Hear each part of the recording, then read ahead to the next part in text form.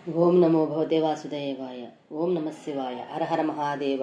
శంభో శంకర. అందరికీ నమస్తే అండి. అందరూ కూడా భగవాన్ అనుగ్రహంతో అందరము బాగుండాలని మనసారా భగవాన్ ప్రార్థిస్తూ ఉన్నాను. ఈ రోజున శ్రీ శివ మహాపురాణంలోని ఉమా సంహితలో కశ్యప కుటుంబం లోకం గురించి అయితే మనము విందాం.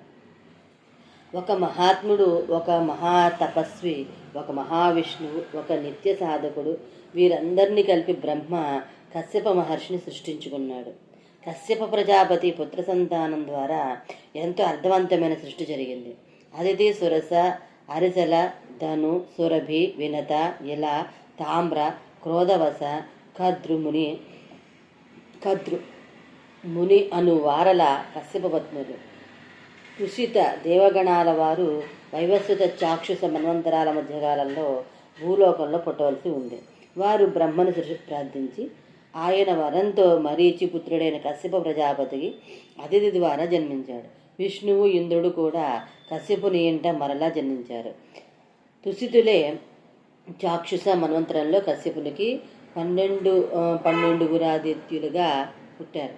వారి పేర్లు ఆర్యమ, ధాతృ, త్వష్ట, పూష, వివస్వత, సవితృ, మిత్రావరుణ, అంశు, భగ, అతితేజ, సూర్య, ఆదిత్యులు.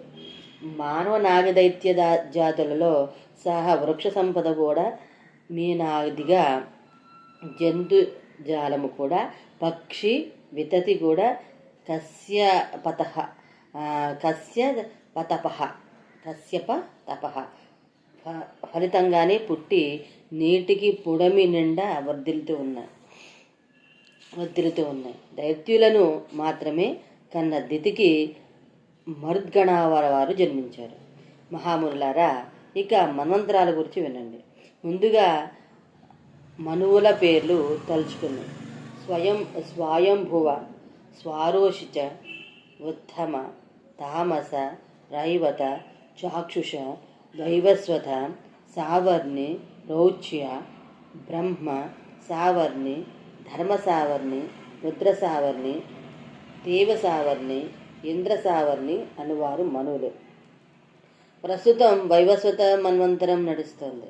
మొత్తము 14 మన్వంతరాలు గడిచేసరికి 1000 యుగాల కల్పం ఒకటి పూర్తవుతుంది. ప్రళయం వచ్చి మరలా మొదటి మన్వంతరం మొదలవుతుంది.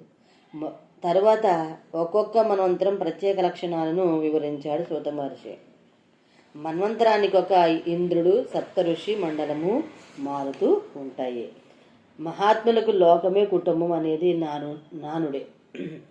ఈ లోకమంతా కశ్యపుడను మహాత్ముని కుటుంబమే అనేది నలు మొగములు తొలి వేలుపు చెప్పిన మున్నుడి.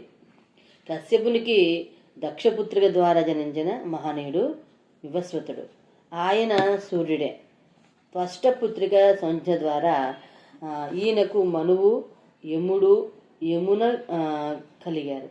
కాలక్రమాన సంజ్ఞ వివస్వతుని వేడిని తట్టుకోలేక తన ఛాయను తన స్థానంలో వదిలి ఆడగుర్రంగా మారి అడవుల్లోకి జారుకుంది. ఇక్కడ ఛాయ అన్ని విధాలా బాగానే సంజ్ఞ అడవిలో కుదురుకుంది. కానీ ఆమెకు సొంతంగా పిల్లల పుట్టాక శని తపతి పిల్లలపై కురిపించే ప్రేమలో తేడా కనిపించి సూక్ష్మ బుద్ధి అయిన యముడు పోల్చివేసి నిలదీయడంతో నిజాన్ని ఒప్పేసుకుంది. వివస్వతుడు గుర్రం వేషంలో అడవిలోకి పోయి సంధ్యతో రమించగా వారికి కారణ జన్ములైన అశ్విని దేవతలు నా సత్య దస్రముసులు ప్రపంచానికే ఆది వైద్యులు, వైద్య శాస్త్రానికి మూల పురుషులు జన్మించారు. యమధర్మరాజు పూర్వ రూపమే వైవస్వతుని కొందరు పురాణజ్ఞులు అంటారు. ప్రస్తుతానికి మాత్రం ఒక మనువుగానే ఆయనను మనం పూజించుకుంటూ ఉన్నాం.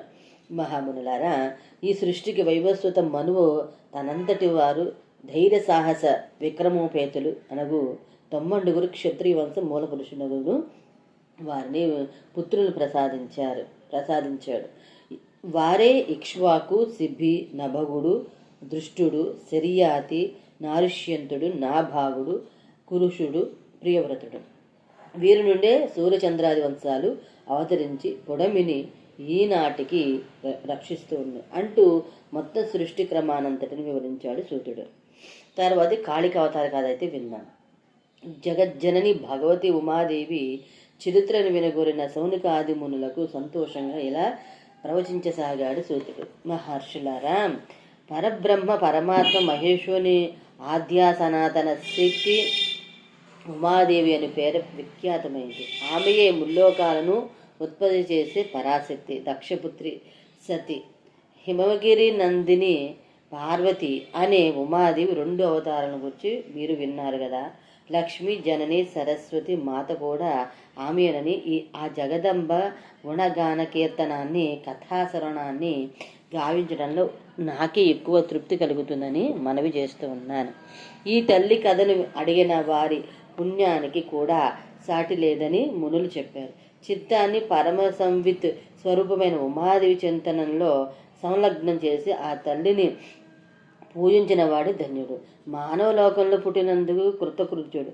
వాని తల్లితో సహా వంశమంతా వాని వల్ల పునీతమవుతుంది. సమస్త కారణాలకి కారణరూపమైన దేవేశ్వరు ఉమాదేవిని పూజించని ఆరాధించని వారి బ్రతుకు మాయలో చీకటిలో పడి అలాగే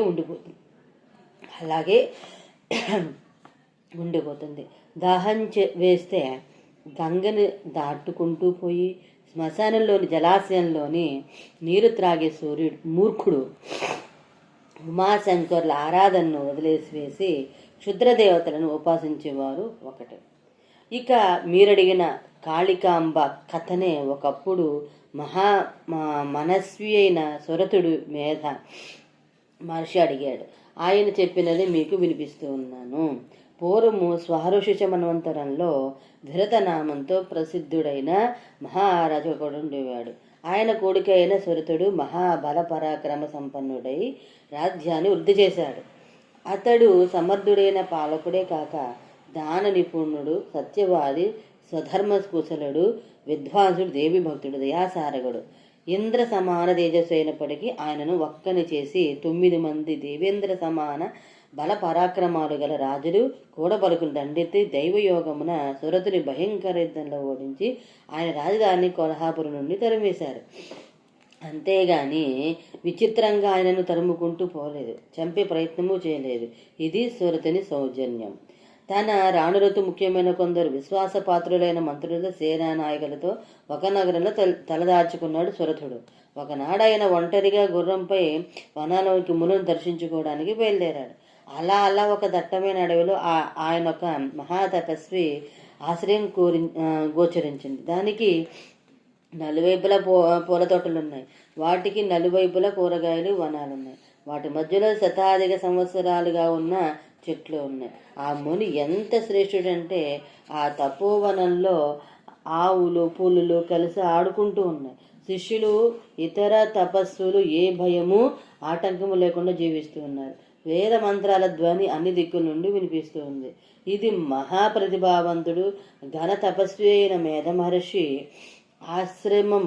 ఆయన సురతుని చూడగానే లేచి ఎదురేగి ఆహ్వానించి మంచి వచనాల ద్వారా భోజనం ద్వారా సేదర్చి మంచి ఆసనంపై కూర్చోబెట్టాడు. ఆ తర్వాత కొన్నాళ్ళకి అక్కడే ఉండండి మహారాజా అని కోరాడు మహర్షి. ఆయనకైతే కోరికే కానీ ఇంకేమైనా అది ఆదేశమే. ఒకనాడు రాజు చింతామగ్నుడై ఆశ్రమంలో తిరుగుతూ ఉండగా అక్కడికి ఒక వైశ్య శిఖామణి కూడా వచ్చాడు. సురతునికి అతడు కూడా తనలాగే బాధలో ఉన్నాడనిపించి అతడు వృత్తాంతాన్ని అడిగాడు. అతడు వినమ్రంగా ఇలా చెప్పసాగాడు. మహారాజా, నేనొక వైశ్యుడను.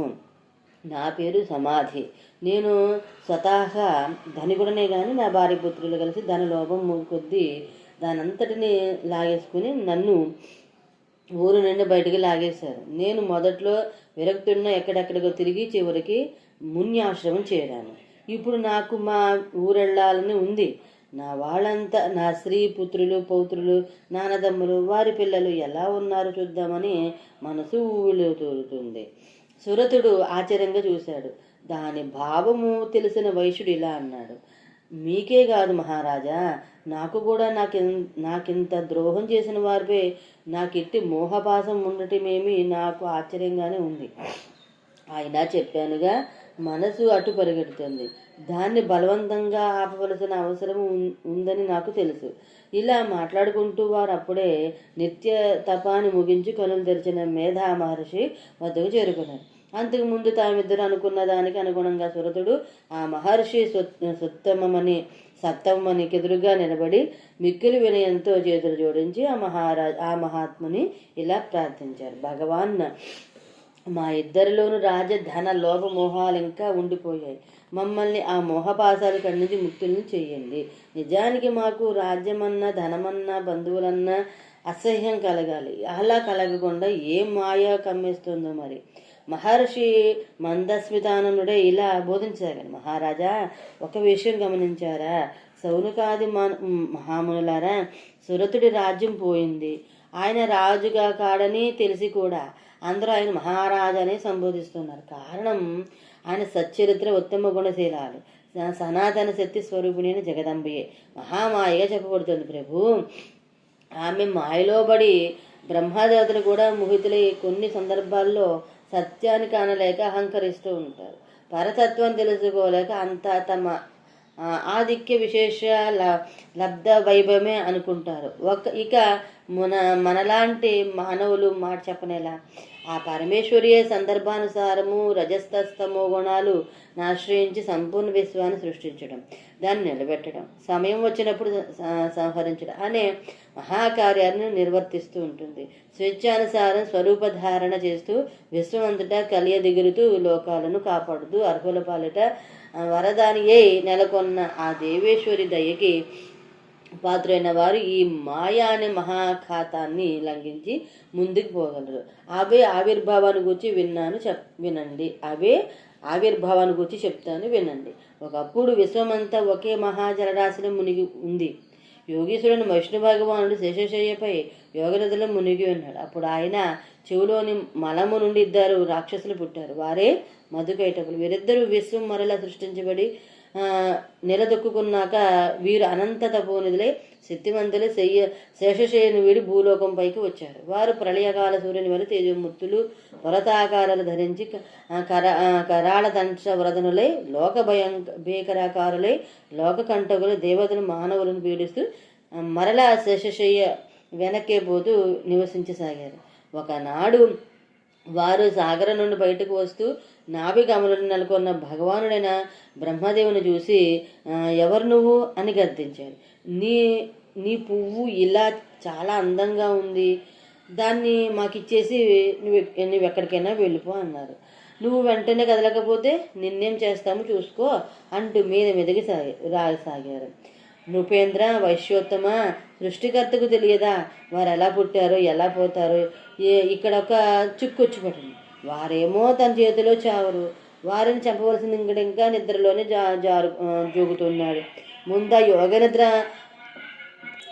ముద్రితుని మేల్కొల్పాలి. ఆ జగదీశ్వర వీర విక్రమ పరాక్రమోపేతులలో క్రోధాన్ని రగులు కొల్పాలి.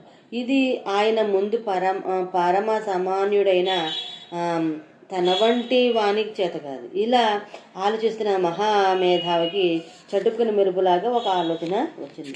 ఆయన వెంటనే అదృశ్య రూపుడై రాక్షసులు తనను వెతుక్కుంటూ పోగా పరమేశ్వరుని స్తుతించి ఆ తల్లి ప్రత్యక్షం కాగా ఇలా ప్రార్థించాడు. బ్రహ్మ, అమ్మలగన్నయమ్మ అంబికామాత, ఈ దుర్జయులిద్దరిని ముందుగా మోహంతో ముంచెత్తి ఆ తర్వాత ఆ శ్రీ మహావిష్ణువుని మేలుకొల్పి ఈ విశ్వాన్ని రక్షించాలి. ఈ మహాకార్యం నీ వలనే అవుతుంది, కాపాడు అని.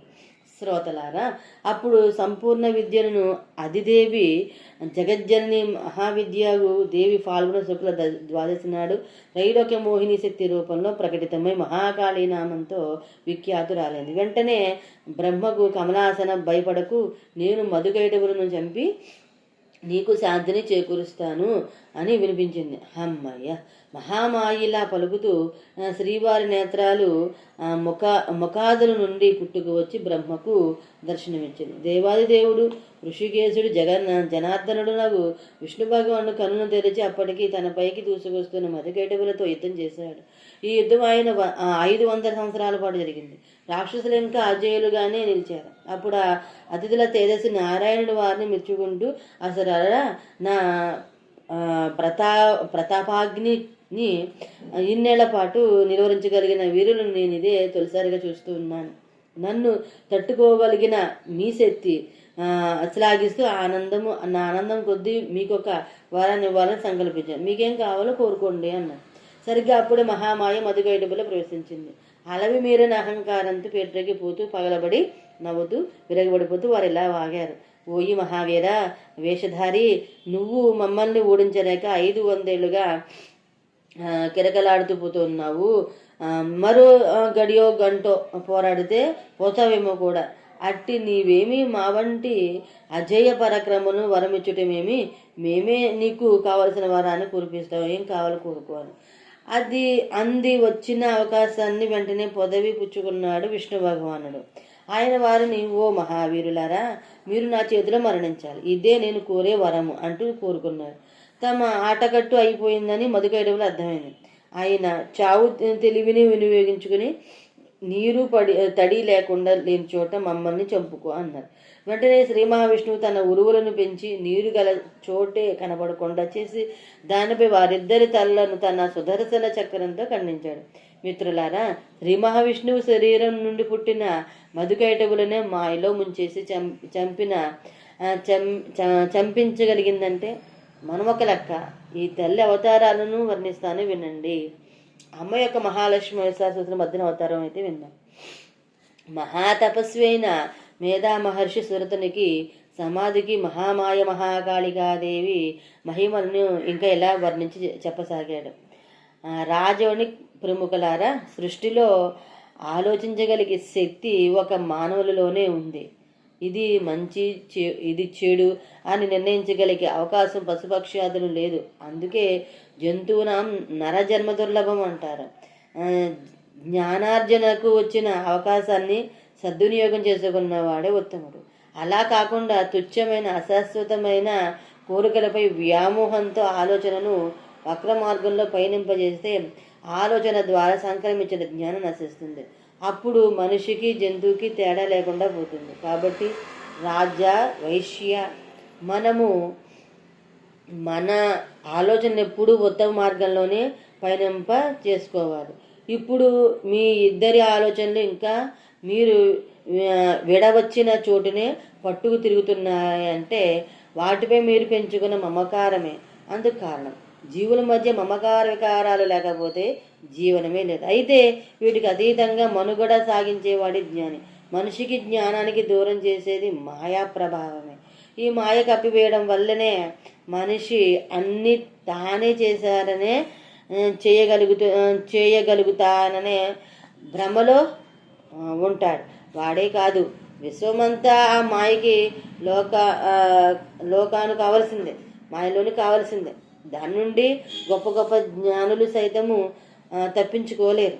అటువంటి మహామాయ శక్తిమయి ఆదిపరాశక్తి మహాలక్ష్మికి ఆవిర్భవించిన కథ వినండి శ్రోతులారా. ఉమాదేవి నిర్వికార నిరాకార అయ్యుండి కూడా దేవతలను కాపాడడానికి ఏదో ఒక స్వరూపం ధరిస్తూనే వస్తుంది. ఆ తల్లి శరీర గ్రహణం అయ్యాది పరాశక్తి ఇచ్చా వైభవమే ఈ లీల ప్రకటింపబడగానే భక్తజనులు ఆమె గుణాలను గానం చేస్తారు. రాజవైశ్య శ్రేష్ఠులారా, ఒకప్పుడు రంభుడని పేరు గల అసురుడు ఉండేవాడు. అతడు దైత్యవంశ శిరోమణిగా పేరు తెచ్చుకున్నాడు. అతని కొడుకే తపస్వి అయిన మహిషాసురుడు. తండ్రి తరువాత తన ప్రతాపంతో అసుర సార్వభౌమునిగా అభిషేకింపబడిన మహిషాసురుడు సమస్త దేవగాఢ యుద్ధంలో గెలిచి ఇంద్రుని సింహాచ్యుతులను చేసి తానే అందులో ఆసురుని త్రిలోకాలను పరిపాలింపజాగాడు. పరాజితులైన దేవతలంతా బ్రహ్మదేవుని వద్దకు పోయి మొరపెట్టుకున్నారు. బ్రహ్మ బాగా ఆలోచించి ఏదో ప్రత్యేక కార్యంపై శివకేశులిద్దరు ఒకే చోట కొలువున స్థానానికి ఆ శరణాగతులిద్దరిని వీరు తోడుకుని పోయాడు. అక్కడికి చేరగానే దేవతలందరూ పగవాహన కాలకంఠుని సాగిలపడి మురికి లేచి నిలబడగా అందరి తరపున మహేంద్రుడు తాము పడుతున్న పన్నములన పరబ్రహ్మ స్వరూపాలతో ఇలా విన్నవించాడు. భగవాన్, దురాత్ముడైన మహిషాసురుడు మా అందరినీ యుద్ధంలో జయించి మమ్మల్ని స్వర్గం నుండి తగిలేశాడు.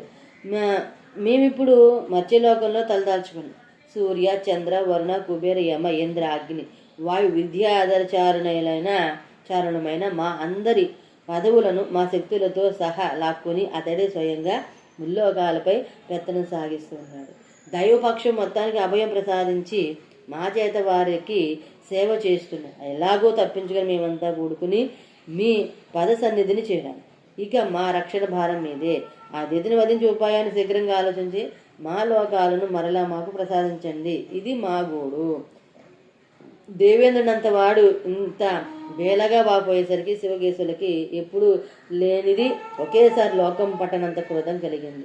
దాని తీవ్రత వల్ల వారి కనులు ఆగకుండా గిరగిర తిరిగిపోసాగాయి. వారి వదనము లెర్రబడిపోగా వారి వదనాలు నుండి ఒక తీవ్రమైన అరుణ తేజస్సు దివ్య పుంజాల్లాగా వెలువడి ఒకటిగా కలిసి నిటారుగా నిలబడిపోయింది. వెంటనే అక్కడున్న దేవతల నుండి ఒక దివ్య తేజ పుంజాలు వెలువడి దానిలో కలిసిపోయాయి. ఈ మొత్తం మహాతేజము భూమి ఆకాశాల మధ్య నిలబడి దశ దిశలను దుర్నిరీక్షములైన కాంతులతో నింపివేస్తుంది. దుర్గాదేవి ఉదయిస్తుంది, ధ్యానించండి, స్తుతించండి అని ఎవరో చెప్పినట్లు కాగా దేవతలు వెంటనే దుర్గా ధ్యానం జపం స్తుతి చేసాగారు. అక్కడి వారందరి తేజస్సును ఉద్భవించిన జ్యోతి స్వరూపం మెల్లగా క్రమంగా ఒక నారీ స్వరూపంగా పరిణతి చెందింది. ఈ నారీ సాక్షాత్ మహిష మర్దిని దేవి కావాలని శివకేశులు సంకల్పించారు. పరమ ప్రకాశవంతమైన ఆమె ముఖము శివ తేజ ప్రసాదము, భుజాలు విష్ణు భగవాన్ తేజస్సు నుండి ఉత్పన్నమైనాయి.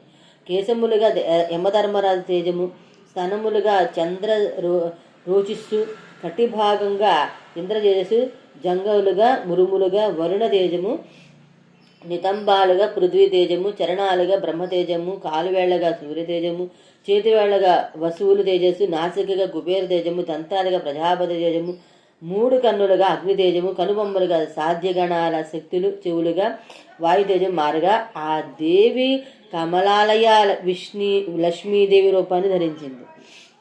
ఈ మహాలక్ష్మియే సర్వశక్తిమంతురాలైన దేవి పరమేశ్వరి. సంపూర్ణ దేవతల తేజోరాశిగా వారి పూర్వపుణ్యంగా మారి భవిష్యద్రత్న పేటిక వెలిసి నిలిచిన అమ్మవారి చూసుకుని కేచరులంతా మురిసిపోయారు. కానీ అమ్మ దగ్గర ఆయుధాలు ఏమీ లేవే. దేవతలు తలుచుకుంటే దివ్యాస్త్రాలు కొదవా. బ్రహ్మాది దేవతలంతా ఆ శక్తి స్వరూపిణి సర్వసంపూర్ణాయుధ సంపన్న చేయడానికి సమకట్టారు. విష్ణుమూర్తి నివాసం ఉండే పాల సముద్రం ఆ తల్లి ఎర్రటి వస్త్రాలను తెల్లటి హారాలను సమర్పించుకుంది. విశ్వకర్మ చూడమని కర్ణాభరణాలు, రత్న కంకణాలు, కేయూరాలు అమ్మకి సమర్పించి ధన్యుడయ్యాడు. ఇలా ఎవరి శక్తి మేరకు వారు ముందుగా పరమేశ్వరికి ఆభరణాలు ఇచ్చారు. ఇక శస్త్రాస్త్రాలు శ్రీ మహావిష్ణువు తన సుదర్శ నుండి మరొక చక్కని చక్రాన్ని నిర్మించి ఆమెకిచ్చారు. అలాగే శివుడు, ఇంద్రుడు త్రిశూల వజ్రాయుధాలను ఇచ్చారు. బ్రహ్మదేవుడు గంగాజలం నిండిన కమండాలను ఇచ్చారు. వరుణదేవుడు శంఖాన్ని, అగ్నిదేవుడు శక్తిని, ధనుసుని, అక్షయ తూణీరాలను అమ్మకి దండం పెట్టి మరీ ఇచ్చారు. తిరుగులేని శక్తి, న్యాయము గల దండాయుధాన్ని, మరో కాలపాశాన్ని సృజించి దానిని యముడు సమర్పించుకున్నాడు. ఇలా దేవతలందరూ వారి వారి శక్తిని అనుసరించి అలంకారాలను, ఆయుధాలను తమకే గాక సర్వ జగత్తుకి రక్షకి అయిన మాతృదేవికి సమర్పించి తమ కర్తవ్యాన్ని నెరవేర్చారు. 18 హస్తాలతో వీరిచ్చిన ఆయుధాలన్నింటినీ ధరించి స్ఫురద్రూపపై వారిచ్చిన ఆభరణాన్ని వేసుకుని అందంతో, తేజస్సుతో, పరాక్రమంతో దేదీప్యమానంగా వెలిగిపోతున్న ఆమెకిక యుద్ధానికి సిద్ధం చెయ్యాలి. ఇక్కడ వేరే పని మీద రూపుదిద్దుకున్న శ్రీ మహాలక్ష్మి ఎన్నటికీ సాగరుని కూతురేగా ఆమె సర్వాంగాలు దివ్య ఆభరణాలను చిరగని మాయని కవచాలాంటిది చీరలను, బుద్ధిని సంరక్షించే మహిమగల దివ్య చూడమని తెచ్చి మురిపెంగా భక్తిగా సమర్పించాడు. యమధర్మరాజు మరలా మహాలక్ష్మికి యుద్ధానికి దుర్భేద్యమైన దారుని, తిరుగులని, విరగని కత్తిని బహుకరించాడు. హిమవంతుడు సింహాన్ని పూజించిన రథాన్ని, సర్వాయుధాలంకార భూషితాన్ని చేసి సమర్పించాడు. ఇలా అన్ని సవరంభాలతో మహిషాసుర మదిని కానున్న మహాలక్ష్మీదేవి తనను తాను చూసుకుంటూ పలుమారు అట్టహాసం చేసింది. తన సింహం గర్జిస్తే దాన్ని మతిపోయేటంత భీకరంగా తాను గర్జింది. ఈ భయంకర నాదంతో లోకమంతటా పరుచుకున్న ఆకాశం నిండిపోయి మారు శబ్దించింది. అది ముల్లోకాల్లో అత్యంత భయంకర శృతినాదాలతో ప్రతిధ్వనించడంతో సృష్టియే ఒక్క మారు ఉలికిపాటుకి లోనైంది. తర్వాత ఆ చప్పుడికి కారణం కొనుగొన్న చెడ్డవాడు భయపడ్డాడు, మంచివారు సంతోషించారు. మహిషాసుర పీడితులైన దేవతలంతా మహాలక్ష్మి స్వరూపమైన పరాశక్తి జగదానందకారకమైన జగదమ్మను భక్తి గద్గిత వాణితో స్తవనం చేశారు. ఆమెను సర్వ సైన్యాధ్యక్షులుగా వరించి తాము సైనికులై అమ్మకు జయ జయధ్వానాలు చేస్తూ సిద్ధంగా ఉన్నారు. వారెమెను ఇలా వేడుకున్నారు. అమ్మా, నీవే అంబవు, ఇంద్రాణివి, సిద్ధివి, బుద్ధివి, వైష్ణవి, మహాలక్ష్మి, గౌరివి, సరస్వతివి. ఇన్నాళ్ళు నీవు మా వెంటే ఉన్నా నీ మాయ వలనేమో నిన్ను తెలుసుకోలేని అజ్ఞానులు మేము. భగవతి శివాని, నీకు శతకోటి నమస్కారాలు. మాకు సర్వశుభాలు ప్రసాదించు. దుర్మార్గుడు మాయావి కామరూపి వరగర్భితుడగు మహిషుణ్ణి వధించి మాకు శాంతిని చేకూర్చు. అమ్మ మాట్లాడింది. ఆ అభయవాణిని ప్రసాదించింది. మీరు ఆందోళన చెందకండి. మందబుద్ధి అయిన మహిషుణ్ణి వధించడం పెద్ద పనేం కాదు. నా మాయకు లోబడే చేసి వాణ్ణి సులభంగానే వధిస్తాను. ఇదే త్రిమూర్తుల ఉద్దేశం కూడా. ఇక మీరెవరూ కలత చెందవలసిన పని లేదు అంటూ గట్టిగా వికటహట్టహాసం చేసింది జగదంబ. ఈ శబ్దం మరీ భూకంపాన్ని తెచ్చినట్టుగాను, ప్రతి లోకంలో 1000 పిడుగులు ఒకేసారి పడ్డట్టుగాను ఉన్న ఆ ప్రళయగర్జన సదృశ్యమైన శబ్దము ఈ మారు ఎక్కడో రంభ బిగి కౌగిట్లో సుగిస్తున్న మహిషాసుని కూడా తాకింది. తుళ్ళిపడి మంచం మీద నుండి ఎగిరి పడ్డాడా అసుర సార్వభౌముడు. చాలాసేపు గుండెలు దడదడ కొట్టుకున్నట్టే ఉన్నాయి. కొంతసేపటికి తెప్పరల్లి తన సేవకులను పిలిచి ఇలా ఆజ్ఞాపించాడు. వెంటనే అన్ని దిక్కులు వెతికి నా సుఖానికి భంగం కలిగించే ఇంత శబ్దాన్ని చేసిన వారెవరో పట్టుకుని వారెంతటి వారైనా సరే నిర్బంధించి నా వద్దకు తీసుకురండి. వారు ఆ వికటాహట్టహాసం చేసింది ఎవరో కనిపెట్టగలిగారు, కానీ ఆమె దరిదాపులకు కనీసము చేరలేకపోయారు. అసలు ఆ ప్రకాశవంతమైన రూపాన్ని తేరిపార చూడలేకపోయారు. అస్పష్టంగా గోచరించిన ఆ మాత్రపు రూపమే వారికి కొంత భక్తిని, విపరీతంగా భయాన్ని కలిగించింది. ఇక చేసేది లేక తమ ఏలిక వద్దకు పోయి ఉన్నదన్నట్లుగా చెప్పేశారు. దూతలు చెప్పిన దాన్ని బట్టి దేవతలంతా తనను చంపేందుకు ఏదో కుట్ర పన్నారని మాత్రము గ్రహించాడు. మహిషాసురుడు అతడు ఈ కుట్రను ఎలాగైనా ఛేదించాలనుకున్నాడు. ఆమెను చేరలేని తన దూతలు ఆమె తేజోగ్రతను, కాంతిమత్వాన్ని వర్ణిస్తుంటే ఇక తాస్తారం చెయ్యరాదని, తరుణం మించిపోతోందని ఎంచి ఆ అసుర సార్వభౌముడు వెంటనే తన మంత్రులను సమావేశపరిచి ఆ క్షణంలోనే యుద్ధానికి ఏర్పాట్లు అనగా సమరానికి బయలుదేరేలా సైన్యాన్ని సిద్ధం చేయాలని చెప్పాడు. కొందరు వృద్ధ మంత్రులన శ్రీమూర్తి వద్దకు పోయి అసలామె ఎవరో ఎందుకు వచ్చిందో కనుక్కొని రమ్మన్నాడు. అంతేకాక తన గూర్చి, ముఖ్యంగా తన సాహస బల పరాక్రమ తపశక్త్యాలను గురించి పదింతలు చెప్పి ఆ నార్యమణికి భయాన్ని పుట్టించి దాసోహమయ్యేలా చేయండి అని చెప్పి పంపాడు. వృద్ధ మంత్రులు కాబట్టి దూరం నుండి చేతులు జోడించి నమస్కారం పెడుతూ నడుస్తూ వెళ్ళడంతో వారికి అమ్మ దర్శనం సులువుగానే అయ్యింది. వాళ్ళు తమ రాజు మాటలు ఆమెకు అలాగే చెప్పారు, కానీ ఆ మాత్రం ఏమి భయపడకుండా మీ రాజును వచ్చి నాతో యుద్ధం చేసి వాడి శక్తి ఏంటో చూపించమని చెప్పుమని రెచ్చగొట్టి మరీ పంపించింది. ఆమె మాట విన్న మహిషుడు మరింత రెచ్చిపోతూ సైన్యాన్ని సమాయత్తం చేసి యుద్ధ వేరు మ్రోగించాడు.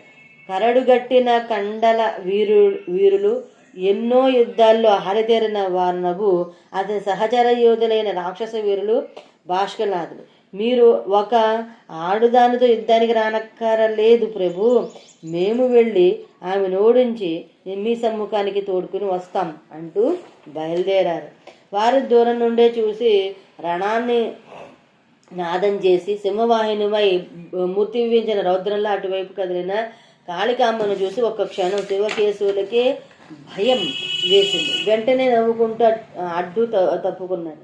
మహావీరుని మహిషాసురనాయుడు చిక్షుర చామర ఉదర్గ కరాళ ఉద్ఘాట భాష్కల, తామ్ర, ఉగ్రాస్య, ఉగ్రవీర్య, బిడాల, అంధక, దుర్ధర, దుర్ముఖ, త్రినేత్ర, మహాహను, అశిలోమాది బలోద్ధంతులంతా ఆమె పైకి ఒకేసారి దాడి చేసిన ఆ దుర్గను ప్రతాపాన్ని తట్టుకోలేక వికటాసురే నేల కొరిగారు.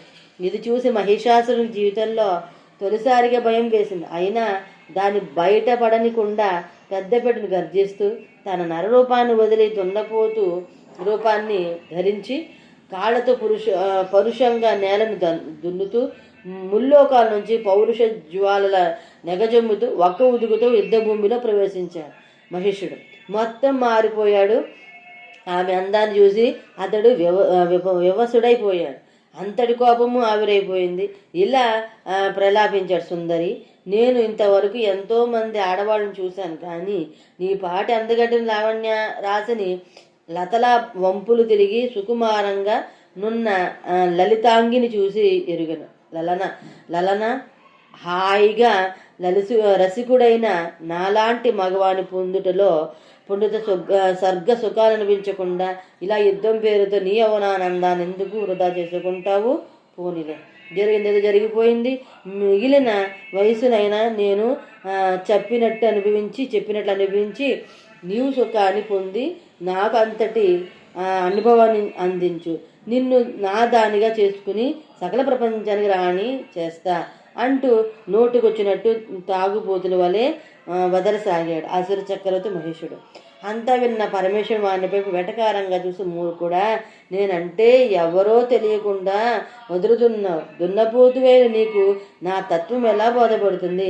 ఊరి అజ్ఞాని, ఈ సకల చరాచర జగత్తు యావత్తు నేను సృష్టించినదే. నేను తలుచుకుంటే వెంటనే లయమైపోతుంది. అందులో నువ్వెంత, నీ బలం ఎంత? నీ సంధి ప్రేలాపన కట్టిపెట్టు. చేవ ఉంటే నన్ను జయించేందుకు ప్రయత్నించు, లేకుంటే తోక ముడిచి నీ దారిని నువ్వు పోయి పెళ్ళంతో శాస్త్రోత్తంగా కాపురం చేసుగా అంది నవ్వుతూ. ఆ నవ్వుకి మరింత రెచ్చిపోయాడు. ఈ మారు క్రోధంతో మహిషుడు వెంటనే మరలా భయంకర రూపాన్ని ధరించి, ఓసి మూర్ఖురాలా, నా చేతిలో చావడానికి నీవంతలా ఊపాలు పడుతుంటుంటే నేనెందుకు కాదనాలి? రా, చచ్చే ముందు నా వీరత్వాన్ని కాక నా రసికత్వాన్ని కూడా అనుభవించిపో. కనీసం చివరి క్షణాల్లోనే స్వర్గం అనుభవించవలసిందానన్న తృప్తి మిగులుతుంది నీకు. అలా మాట్లాడుతూనే అకస్మాత్తుగా ఆమె ఉదికాడు మహేషుడు. అయినా దానికి సిద్ధంగా ఉన్న జగదంబ తన త్రిశూలంతో వాని గుండెల్లో ఒక్క పోటు పొడిచింది. ఆమె అంత వేగం ప్రతిచర్య చేయగలదని ఊహించని మహిషుడు ఒక దెబ్బకు సంపూర్ణంగా అగ్గలమై తప్పించుకోలేక గురైపోయి క్రింది పడిపోయాడు. ఆదిశక్తి తన త్రిశూలంతో వాడి గుండెల్లో గుచ్చిన మరుక్షణంలోనే అక్కడి నుండి పొంగిన వెచ్చటి రక్త నేలంతా ప్రవహించింది. ఇక్కడే ఒక విచిత్రం జరిగింది. మహిషాసురుని రుధిర బిందువులు ఎన్ని నేలపై పడ్డాయో అన్ని వందల మంది రాక్షసుల నేల నుండి పుట్టుకు వచ్చారు. రెట్టించి వచ్చిన వేగం మహిషుడు లేచి వచ్చి జగదంపై ఖడ్గ ప్రహారం చేశాడు. దేవి ఒక్క క్షణం ఆశ్చర్యచకితురాలై పోయింది. వాని ఖడ్గాన్ని విరిచేస్తూనే వాడి మాయలని కనిపెట్టింది. మాయలకే మాయ ఆ తల్లి జగదాంబ మహామాయ. పెనుచేపను తిమింగలం మింగినట్లు చిన్నమాయని పెనమాయను తనలో విలీనం చేసుకున్నట్లు చూస్తుండగానే దేవదేవి మహాకాళి రూపాన్ని ధరించి నోటిని బాగా పెంచి ఆ మాయ మహిషులందరినీ మింగేసింది. తన ఎర్రనైన నాలుకను ఇకపై వాడి రక్తం నేలపై చెందకుండా తన నాలుకపైనే పడేటట్లు మరింతగా పెంచి దాన్ని నేల అంతా వ్యాపింపజేసి ఇక రా అంటూ అసలు మహిషునిపై దృష్టిని సారించింది. మహిషుడు అనేక రూపాలు ధరించి దేవిపై దాడికి దిగాడు. జగన్మాయ ఆ మాయను ఛేదించి వాడొక్కడే మింగేలా చేసింది. ఆ తర్వాత వారిద్దరికి పెద్ద ఎత్తునే యుద్ధం జరిగింది. చివరికి వాడు తన దుర్జేయమైన మహిష రూపాన్ని ధరించి వాడి కొమ్ములను విసురుతూ ఆమె పైకి లంఘించాడు. కానీ ఆమె వాడు తన దరి చీరలోగానే వాడి కొమ్ములను మించి వాడి అయిన త్రిశూలంతో వాడి ముఖం మీద పొడిచి ఆపింది. వెంటనే ఇక ఈ యుద్ధానికి చరమగీతి పాడడం కోసం వాడి అయిన చక్రాయుధాన్ని ప్రయోగించి వాడి తలను నరికేసింది. మహిషుని రక్తం నేల మీద కాకుండా మహాదేవి నాలుగుపై పడడంతో మహిషుడు మరణించాడు. ఎంతో బలవంతుడని విర్రవిగి పూజించవలసిన దేవతల చేత ఊడిగం చేయించుకుని లోకకంటకుడైపోయి జగన్మాతి అయిన ఆదిశక్తినే కామంతో కన్ను మిన్ను గానక పొందుకు రమ్మని ఆహ్వానించి చివరి రక్తపు బిందువు దాకా మహా మాయా పోరాటం సలిపిన మహిషాసురుని అధ్యాయము ముగిసింది. తర్వాతది శుంభనిశుంభుల వధ సంహారం అన్నమాట. సరస్వతీదేవి ఆవిర్భావం. త్రిమూర్తులతో సహా దేవతలంతా మహిషాసుర మధ్యని వేణోళ్ల స్థితించి ఆ తల్లి ఆశీస్సులు పొంది తమ తమ నెలవులకు వెళ్ళిపోయారు. క్షత్రియ వైశ్య శ్రోతులకు మేధ మహర్షి ఆదిశక్తి మహిమలింకా చెప్పసాగారు. దైత్య సోదరుద్దరు ఉండేవారు. వారు మొత్తము 3 లోకాలను ఓడించి తమదైన రాజ్యాన్ని స్థాపించారు. వారు తట్టుకోలేక దేవతలంతా కలిసి ఆదిపరాశక్తి దుర్గాదేవిని శరణవేడారు. భక్తజనానికి ప్రియం చేరడానికి అవతరించిన ఆ తల్లిని వారు ఈ విధంగా స్తుతించారు. జయదుర్గే మహేశాని జయాత్మీయ జనప్రియే త్రైలోక్యత్రారణకారణ్యే శివాయైతే నమో నమః. నమో ముక్తి ప్రదాయిన్యై పరాంబాయై నమో నమః. నమః సమస్త సంసారోత్పత్తి స్థిత్యంతకారకే కాళికారూప సంపన్నే సమస్తారాకృతే నమః. చిన్నమస్తస్వరూపాయై శ్రీవిద్యాయై నమోస్తుతే. భువనేశి నమస్తుభ్యం నమస్తే భైరవాకృతే. నమోస్తు బగలాముఖ్యై ధూమావత్యై నమో నమః. జయాయై మంగళాయైతే విలాసిన్యై నమో నమః. దోగ్ద్రిరూపే నమస్తుభ్యం నమో ఘోరాకృతే స్తుతే. నమస్త్రిపురసుందర్యై మాతాంగత్యై నమో నమః. మాతంగత్యై నమో నమః. అజితాయై నమస్తుభ్యం విజయాయై నమో నమః. నమో పరాజితాకారే నిత్యాకారే నమో నమః. శరణాగత పాలిన్యే రుద్రాణ్యైతే నమో నమః. నమో వేదాంత విద్యాయ నమస్తే పరమాత్మనే అనంతకోటి బ్రహ్మాండ నాయికాయైతే నమో నమః. దేవతల మొర విని వారిని కాపాడనించి ఒక క్షణం కనులు మూసుకుంది కాళికాంబ. అప్పుడు ఆమె శరీరం నుండి ఒక అందాల రాశి జవ్వనియగు దేవత ఉద్భవించింది. ఆమె పార్వతి శరీర కోశం నుండి పుట్టింది కాబట్టి కౌశికి అనే పేర ప్రసిద్ధికి చెందింది. ఆమె తొలి అవతారం సరస్వతి, ప్రపంచానికి విద్యను గరిపే తల్లి. ఆదిశక్తి తొలి అంశ. ఇప్పుడు సరస్వతి రాక్షస సంహారానికి మరల అమ్మ నుండి ఆమె శక్తితో పుట్టింది. ఆ శక్తితో ఆ దానవీరులు నామయే కడ తీర్చగలదు. ఆమెకు ఉగ్రధార మహోగ్రధారయని మాత శరీరం నుండి పుట్టబట్టి మాతాంగి అని కూడా ప్రసిద్ధి కలిగింది. విద్యల దేవి కాబట్టి ఎవరూ చెప్పనర్కర లేకుండానే ఆమెకంతా తెలుస్తుంది. ఆమె దేవతలతో మీరిక నిర్భయులై నిశ్చింతగా ఉండవచ్చు. నేను సర్వ స్వతంత్రతను ఎవరి తోడ్పాటు లేకుండానే ఆ రాక్షసులను నేలకూర్చి వస్తాను అంటూ అదృశ్యమైపోయింది. ఒకనాడు శుంభులు సేవకులు చండముండులనే వారు కౌశికీదేవిని చూశారు. ఆమె సుమనోహర రూపం నేత్రాలకు సుఖాన్ని ప్రసాదించింది. ఆమె చూస్తూనే వారు అంతటి అందాన్ని భరించే శక్తి లేక నూనయ్యే స్పృహ కోల్పోయి నేలపై పడిపోయారు. కొంతసేపటికి తెలివి రాగానే వారి రాజు వద్దకు పరిగెత్తారు. తాము ఒక జగదేక సుందరం చూశామని, ఆమె సింహవాహనంపై హిమగిరి సానుపుల్లో తిరుగుతోందని, ఆమెను చూడగానే ఆమె అందానికి అబ్బురపడి తాము మూచిపోయామని, ఆ సుందరిని వర్ణించడానికి 4 లునులు చాలవని చెప్పారు. వెంటనే మహాసురుడు సుగ్రీవుడు మహాపండితుని సౌమ్యభాషీ మంత్రి అయిన వారిని తన దూతగా చెప్పవలసింది చెప్పి ఆ సుందరి వద్దకు పంపి ఆమెతో తమ వైభవాన్ని గురించి చెప్పి తన వద్దకు వీడ్కొని పంపారు. రమ్మన్నాడు. సుగ్రీవుడు వెళ్ళి హిమాలయంపై అమదర్శనం ఆ తల్లి వదల్చుకుంది కాబట్టి పొంది నమస్కరించి నిలబడి ఆమె అనుమతితో ఇలా చెప్పసాగాడు. దేవి, శుంభాసురుడు దైత్యేంద్రుడు తన బల పరాక్రమం వల్ల ముల్లోకాలను గొప్పకి అధిగడించాడు. అతని తమ్ముడైన నిశుంభుడు అంతటి వాడే. శుంభ మహారాజు నీ వద్దకు నన్ను తన దూతగా పంపించాడు. నిన్ను చూస్తే సామానురాలిగా లేవు. సురేశ్వరి అని సంబోధిస్తాను. హే సురేశ్వరి, మా రాజు సందేశాన్ని ఇదిగో వినిపిస్తున్నాను. ఓ సుందరి, నేను విక్రమించి సమరాంగణంలో ఇంద్రాది దేవతలను గెలిచి సమస్త రత్నాలతో సహా వారి సంపద అంతని హరించాను. యజ్ఞాల్లో ఇంతవరకు దేవతలకి పోతున్న హవిర్గర్భాలను నేను ఉపభోగిస్తున్నాను. అంటే ఈనాటికి ఈ విషయంలో నన్ను ఎందులోనూ మించిన వాడు లేడు, ఒక్క నా తమ్ముడు తప్ప. నిన్ను చూసిన నా వారు నిన్ను మించిన కన్నెలెక్కడా లేరనేది నీవే అసలు సిసలైన నా నారీరత్నవినని నాకు చెప్పారు. మరి అనర్ఘరత్నం ఏదైనా రాజు వద్దనే కదా ఉండాలి. కాబట్టి నీవు నన్ను కానీ నా సోదరుని కానీ చేపట్టి ఈ విశ్వానికే సామ్రాజ్ఞిగా వెలుగొందవచ్చు. అంగీకారం తెలిపితే మేమే స్వయంగా వస్తాం అని వినమ్రంగా చేతులు కట్టుకుని తలను వంచుకుని ఆదేశాలకే అన్నట్లుగా నిల్చున్నాడు దూత సుగ్రీవుడు.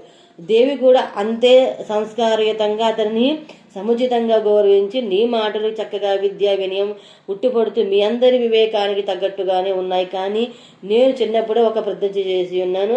అది నా అహంభావము, ఆత్మవిశ్వాసము మీలాంటి మేధావులు చెప్పాలి. నన్ను అన్ని విధాలా గెలిచి నా గర్వము చేసిన మేడి మగనే నా పతికి అంగీకరిస్తాను. ఇది నా ప్రతిజ్ఞ. కాబట్టి నీవు వెంటనే మహావీరుల నిశుంభలను పోయి నా ప్రతిజ్ఞను తెలియజేయి. ఆపై ఏది ఉచితమో వారే ఆలోచిస్తారని చెప్పింది. ఈ మాటను విన్న శుంభుడు వాటిని పంపించిన వారంతా ప్రశాంతంగా స్వీకరింపలేదు. పైగా మహాకుపితుడయ్యాడు. వెంటనే తన సేనానులలో అతి బలవంతుడు శ్రేష్ఠుడు ధూమ్రాక్షుడను వాణ్ణి పిలిపించి వానితో సేనాపతి సుగ్రీవునితో కలిసి శీఘ్రమే పోయి హిమాలయంపై ఎవరో అందాల సుందరి సింహవాహిని అమంకార స్వరూపిణి చేరిందట. ఆమెను ఓడించి మా వద్దకు తీసుకుని రాని ఆనతి పంపించారు. ధూమ్రాక్షుడు ఆమె వద్దకు వెళ్ళాడు. ఆది పరాశక్తి అయిన ఉమాదేవి కౌశికి రూపంలో జనించింది. అయినా వానికి ఆమెను చూడగానే పవిత్ర పూజ్య భావనలేమీ కలగకపోగా కామాసన తగిలింది. దానికి తగ్గట్టుగానే సంబోధించాడు ఇలా: ఓసి నితంబిని, మా సుగ్రీవుడు చెప్పిందంతా విన్నావు కదా. నేను మహారాజు సేనాని. మారు పలకకుండా నాతో రా, లేదా నా కోపాగ్నిలో కాలిపోతావు. నాతో 60,000 అసుర సేన కూడా ఉంది. అంబ నవ్వుతూ, ఓ మహావీర, ఒకవైపు మీ రాజు నన్ను తీసుకురమ్మన్నాదంటున్నావు, మరోవైపు నన్ను ఏదో చంపేస్తా కాల్చేస్తానంటున్నావు. రెండెలా పొసగుతాయి? సరే, నాతో యుద్ధం చెయ్యి, అది నా ప్రతిజ్ఞ. నేను ఓడిపోతే నన్ను పట్టుకుపో అంది వెటకారంగా. అతడు ఆమెను పట్టుకోవడానికి ముందు ఊరికాడు.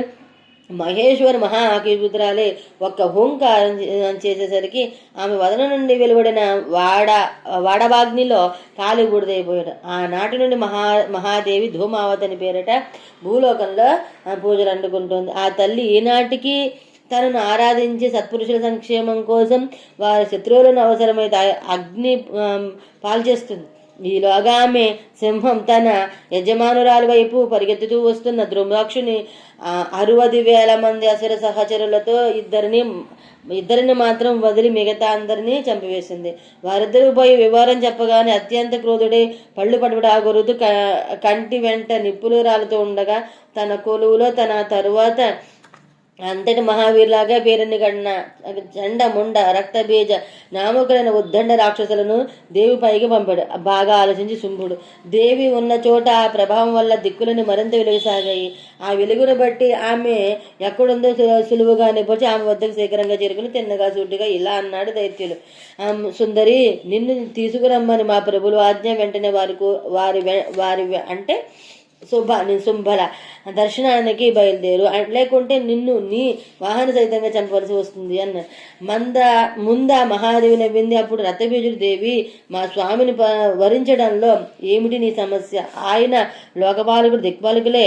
ఆయన కింద పనిచేస్తున్నారు. వారంతా రోజు ఆయనను స్తుతించి వెళతారు. నీవు శుంభిని వివాహమాడితే దేవతలకు కూడా దక్కని మహానందాలు నీకు దక్కుతాయి.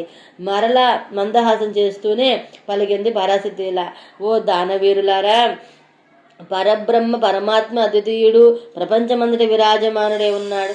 వేదాంగాల్లో ప్రస్తుతింపబడు ప్రథమారాధ్య దైవమగు మహేశ్వరుడు నా భర్త. ఇంతటి వాణిని చేపట్టిన నేను మరొక పతి అనే మాటే చెవిని బట్టను.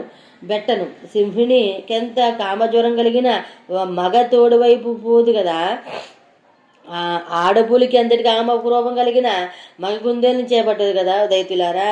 కాలం అనే సర్పం కొరల్లో చిక్కుకొని ఉన్న మీకు ఈ విశ్వమందు శాశ్వతెవరో నేడో రేపో పోయేవాడెవడో తెలియడం లేదు. ఇక మీరు చావాలనుకుంటే ముందుకు రండి, బ్రతకాలనుంటే పారిపోండి. వారు ముందుకే వెళ్ళారు. దేవిపై ప్రాణం ప్రయోగం చేశారు. వారి అస్త్ర ప్రయోగం వల్ల ఆ ప్రాంతం అంతా చీకటైపోయినట్లు అనిపించింది. ఇలా వారు ఆయుధాన్ని వృద్ధా కానించి అమ్మ ఒక్క ఉదుటిన పైకెగిరి ప్రళయ భీకరమే విశ్వలింగాలను విరజుముతున్న ఒక మహిమాన్వితమైన కత్తితో వారి తలలను నరిగేసింది. చెండముండ రక్తబీజులను లోకోత్తర రాక్షస వీరులు అలా యుద్ధం చేస్తూనే అమ్మ చేతిలో తెగటారి ఉత్తమ లోకాలకు పోయారు. తర్వాత శుంభని సంహారం అయితే విందాం. శుంభుడు సామాన్యుడు కాడు, పరాక్రమాదులతో పాటు గొప్ప వ్యూహాచతురాలు, ప్రశంసనీయమైన స్వయం శిక్షణ కలవాడు. అతడు తన అనుచరులను ఒక ఆడది చంపేసిందనే మాట విని కంగారు పడకుండా భయము పడిపోకుండా ప్రశాంతంగా ఆలోచించి ఒక ప్రత్యేక యుద్ధ వీరుల దళాన్ని పరాశక్తి మీదకి పంపాడు. ఈ దళం వారి ప్రత్యేకత ఏమిటంటే వీరు గత జీవులు. యుద్ధం అనే మాట తప్ప ఇంకేమీ వీరిని శారీరకంగా మానసికంగా కానీ కదిలించలేదు. వారిని కాలకేయులు అంటారు. ఆ కాలకేయులను ఎంత మహావీరులైన శత్రువుల వైపు ఉండేలా చూసుకోడు. కాలకేయుడు కాలకుడు మౌర్యుడు ద్రోహుడు మున్నగు 100 మంది మహావీరులతో కూడిన ఈ యుద్ధరంగానికి గణానికి రెండే తెలియవు, ఓటమి చావు. అసురరాజు ఇటువంటి రణసింహాలను 25,000 మందిని పంపిస్తూ దూరం నుండే అమ్మను భయపెట్టడానికి చాలా పెద్ద ఎత్తున మృదంగ మర్దల బేరి దిండిమ జాంజూడోలు మున్నగు వాటి ముఠాను ఎదురు వారి గుండెలు నిలిపే సరిపోయేలా బుద్ధి మందించిన త్రివరసుతుల దైత్య ప్రత్యేక ధ్వనిలో వాయించుకుంటూ పొమ్మన్నాడు. యుద్ధ ప్రేమికులు వీరులు కాలకేల చుట్టూ ఎన్నో ఆశలతో కలిసి నడుస్తూ ఉన్నవారు ఆ ధ్వని విని రాక్షస సహజమైన అసహజోత్త తేజాన్ని పొందుతూ ఏనాడు ఏ సైన్యము నడులైనంత వేగంగా వెడలిపోయారు. చాలా పెద్ద సేన అట్టహాసంగా ఏనుగులపై, గుర్రాలపై, రథాలపై వివిధ వర్ణాలలో ఉన్న వస్త్రాలను అస్త్రశస్త్రాలను ధరించి ఇలా కొన్ని లక్షల మంది యుద్ధ భూమికి వచ్చి తమ నాయకుడు ప్రత్యేక భేరును మోగించగానే ఆయుధం పైకి తీసి ఎత్తి పెట్టుకుని యుద్ధం చేయడానికి సిద్ధపడిపోయాడు. కానీ ఎవరి మీద కత్తి విసురుతారు. ఆ శత్రువు ఎక్కడ? శత్రుసేనలో ఎన్ని కోట్ల మంది ఉన్నారు. ఆ శత్రు ఆదిపరాశక్తి ఆమె వారికి కనిపిస్తే కత్తి విసరవచ్చు. ఎదురుగా కొండ మీద ఉంది. ఆమె సేనలో 2 ఉన్నారు. ఈ 18 ఎత్తులతో ఆమె రణోత్సాహం పెళ్లిబాకుగా గర్జిస్తూ ఆమె వాహనము సింహం. ఆ మహాకాళి హిమాలయ పర్వతంపై తన రమణీయమైన ఆభూషణాలను కదిలి శబ్దం చేస్తుండగా లేచి నిలబడింది. అందరికంటే ముందు ఆగమేఘాలపై ఆమె ఎదురుగా వచ్చి నిల్చున్న నిశుంభుడు ముందు తన కన్నులను తానే నమ్మలేకపోయాడు. ఈ సృష్టిలో ఎంతటి అందగత్తెలుంటారా అనుకుంటూ అబ్బురపడ్డాడు. వెంటనే తన వారందరినీ ఆగుమని సైగ చేసి ఆమెకు బాగా దగ్గరగా వెళ్ళాడు. అతనికి తన అందంపై అందంగా అదోదలా మాట్లాడుతూనే ఎంతటి వారినైనా వశపరుచుకునే శక్తిపై గాఢమైన అపూర్వమైన నమ్మకం. తన కామకళాచాతుర్యాన్ని మెరిపించి దేవుని కూడా లొంగ తీసుకోగలనుకున్నాడేమో. ఇలా మాట్లాడాడు. మహేశ్వరి, నీ వంటి సుందరీమణులు రమణీయమైన శరీరాలపై మల్లెపూల వేసి అవి ఆ బరువుకే ప్రకంపించడం నా అనుభవంలోకి వచ్చింది. అలాంటి సుకుమార శరీరంపై ఇంతేసి బరువున్న ఈ వికరాళ రణోచిత వస్తువులను మోయవలసిన అవసరం నీ వంటి జగదేక సుందరికి ఏమిటో నా శృంగారానుభవాన్నంతటి నా మహాజ్ఞతో జ్ఞానంతో రంగరించి ఆలోచించిన అర్థము కావటం లేదు. ఇంకా ఇలా ఏమేమి వదరావడో గాని మూఢాసురుడ వ్యర్థపు మాటలను చాలించు అనే సింహగర్జన తల్లి ద్వారా చేయబడింది. విని ఆగిపోయాడు. నాతో యుద్ధం చెయ్యి, లేదా పాతాళానికి పారిపో అని గట్టిగా చెప్పింది ఆది పరాశక్తి. ఎంత దానవుడైన అతడు మహావీరుడు, వరప్రసాదియే కదా. మహారథి, జగత్ప్రసిద్ధుడైన వీరుడు, విశ్వవేజేతి అయిన నిశుంభునికి మాటలు చాలా కోపం తెప్పించాయి. ఎదురుగా ఉన్నది స్త్రీ అని కానీ ఒంటరిగా ఉన్నదని కానీ ఇక అతనికి గుర్తుకు రాలేదు. బాణాలు, సోలాలు, వరిసెలు, బిందిపాలాలు, పరిగలు ఇలా తనకు ఏవి దొరికితే అవి తీసుకుని ఆమె కంఠాన్ని గురి చేసి కొడుతూనే ఉన్నాడు. ఆమె వాటన్నింటినీ అలవోకగా నవ్వుతూ ఖండించి పాలిస్తూనుంది. ఇతర రాక్షస వీరులు వేసిన ఆయుధాలేమి ఆమె శరీరాన్ని అనుమతించిన దుశ్చక్రాన్ని దాటిపోలేదు. ఆమె వేసిన ఆయుధాలు మాత్రము 18 చేతుల్లా వెలువడి లెక్కకందనంత సంఖ్యలో అసురు వీరులను హతమారుస్తూనే ఉన్నాయి. నిశుంభుడు అక్కడే ఉన్న పాతిపరాశక్తి అతని వెంటనే చంపలేదు. కొద్దిగా గాయపరుస్తూ తనలో తానే వాడు రెచ్చిపోతుంటే నవ్వుకుంటూ గడిపేసి రాక్షస వీరులు ఒక 80% దాకా మరణించారనిపించాక నిశుంభుడిపై సంపూర్ణ దృష్టిని పెట్టింది. అతని శస్త్రాలన్నీ అయిపోయాక అప్పుడు కాలగొడ విషయంతో చివరలను అద్దిన క్రూర నారాచారాలను ప్రయోగించి వాని ప్రాణం నిలువున హరించింది. నిశుంభుడు హతుడై నేలకూరాడు.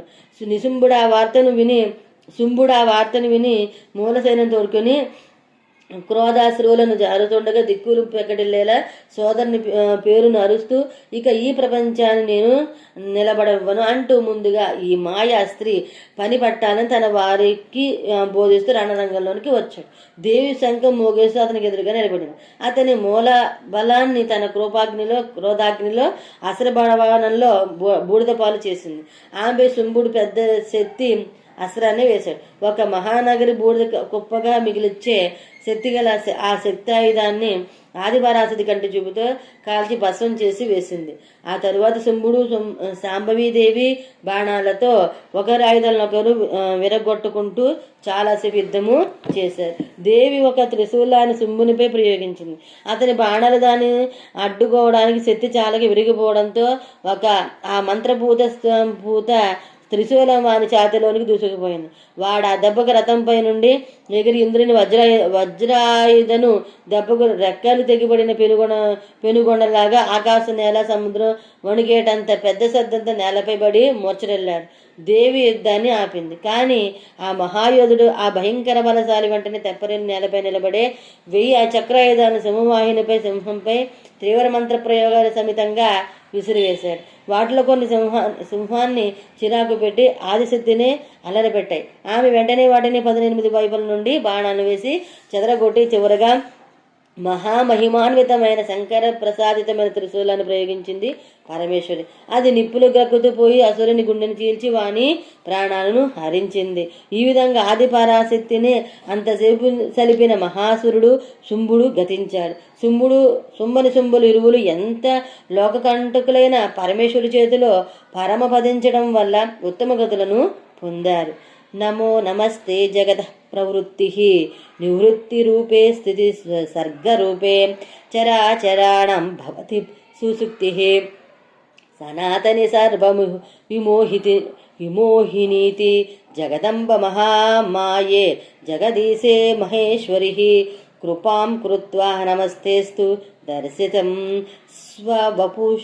స్వవపుర్మరా. దేవతల అహంకారాన్ని అణగద్రొక్కడానికి తేజపుంజ రూపంలో ఉమాదేవి ప్రారుద్భావం. సూతమునింద్ర, సంపూర్ణ వస్తు పూర్ణజ్ఞాతులైన మీరే భువనేశ్వర ఉమాదేవులను మహిమలను మాకు తగినట్లుగా బోధింపగలరు. దయచేసి మాకు నిత్యానందదాయి మహిమలను మరిన్నింటిని తెలియజేయండి అని మునులందరి తరపున కోరాడు సౌనకుడు. మునులారా, ఒక్కసారి విన్నంత మాత్రాన మనిషిని పెంచి మంచి పరలోక గతులను ప్రసాదించగల ఆ దేవి యొక్క మహోత్తమ చరిత్రను ప్రేమపూర్వకంగా శ్రవణం చేయండి.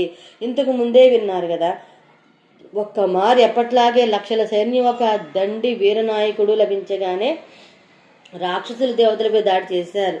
మరొక దేవదానవ యుద్ధం జరిగింది. అందులో మహామాయ చాలా ఎక్కువగా వీరి ప్రార్థనలు స్పందించి తన తోడ్పాటు నందించగా దేవతలు గెలిచారు. ఎప్పట్లాగా చావగా మిగిలిన దానవులు పారిపోయారు. ఇంతవరకు బాగానే ఉంది, కానీ దేవతలు ఈ ఘన విజయము తమ సౌర ప్రతాప లబ్ధమే అనే అభిప్రాయం ఏర్పడింది. వారితో వారే ఇలా ఆత్మ ప్రశంసాయుతంగా మాట్లాడుకోసాగారు. మనం నిజంగా ధన్యులం కదా, మన బలం నిజంగా అద్భుతం, మన శౌర్య పరాక్రమాన్ని తట్టుకోలేక అసురంతా పారిపోయారు. ఇక వారికి మనం అంటే స్వప్నమే, మనదైన ఆశ్చర్యకర తెంచి కాలు బూడిదైపోయారు. దైత్యుకుల వినాశకులమైన మనకు లోకం భ్రమరథం పడుతుంది, అన్ని విధాలా పూజిస్తుంది. అహంకారం ఎవరిలో పెరిగిన దైవము సహించదు కదా.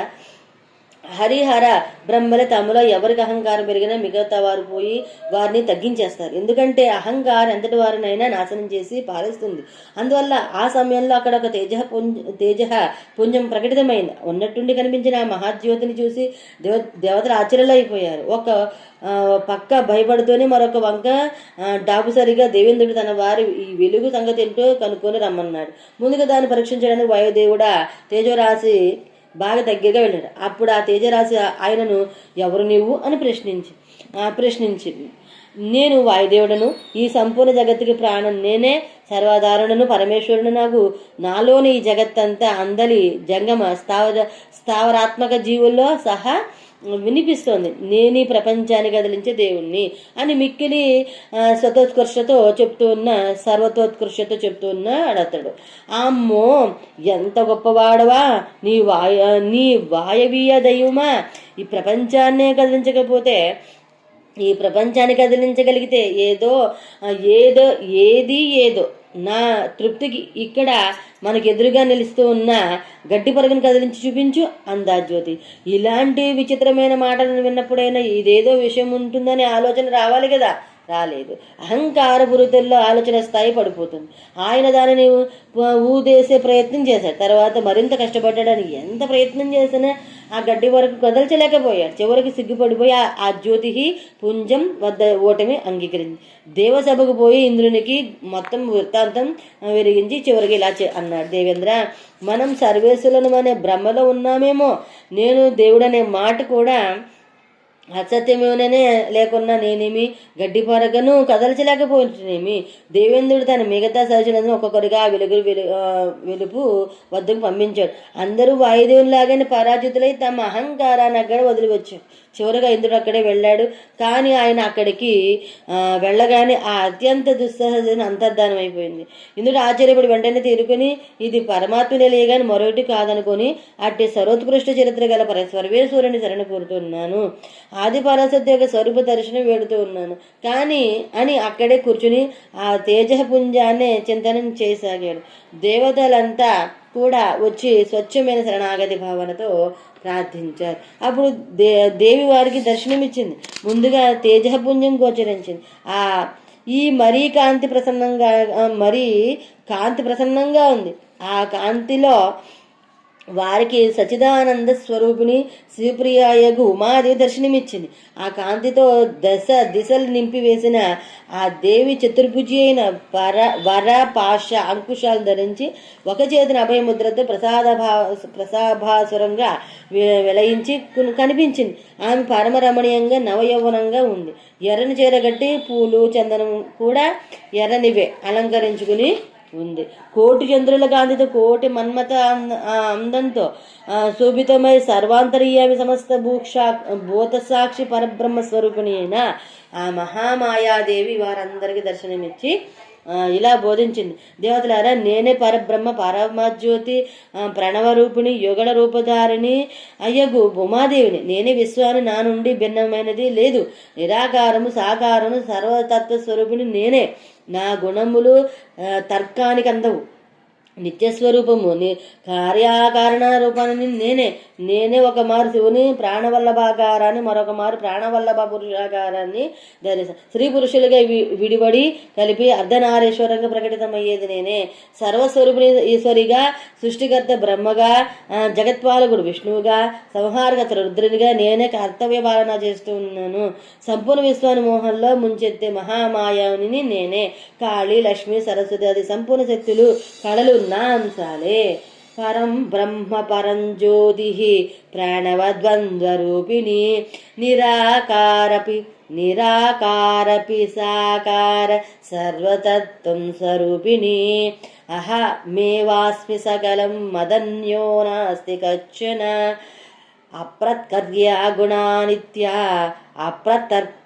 గుణానిత్య కార్యకారణ రూపిణి కదాచిద్దతీతాకార కదాచిత్ పురుషాకృతి కదాచిదుద్భయాకార సర్వకార మహేశ్వరి విరించి సృష్టికర్తా జగన్మాతా మచ్యుతః రుద్రః సంహార కర్తాహం సర్వవిశ్వవిమోహిని కాళికా కమలావాణి ముఖాః సర్వే హి శక్తయః మదంశాదేవ సంజాతస్తతేమాః సకలాః కలాః మత్ప్రభావార్జితాః సర్వే యుష్మాభిరిద్దితి నందనాః తామ విజయమాం యూయం వృథా సర్వే సమానినః యథా దారుమయం యేషాం నర్తయత్ర్యంద్యజాలికః తథైవ సర్వభూతాని నర్తయామ్యః